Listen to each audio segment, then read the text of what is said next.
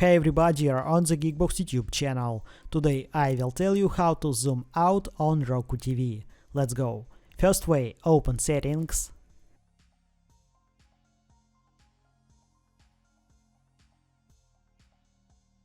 System,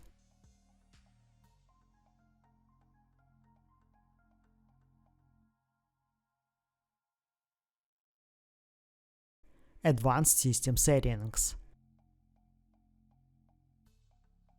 Factory Reset, and Code.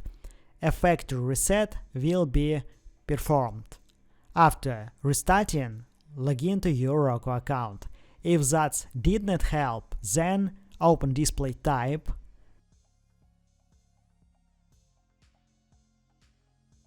set the actual resolution of your TV.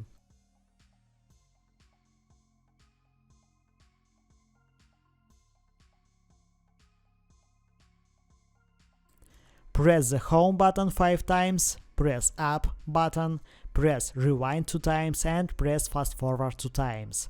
That's it. Now you know how to zoom out on Roku TV. Thanks for watching, please like and subscribe to the channel. Good luck and see you soon.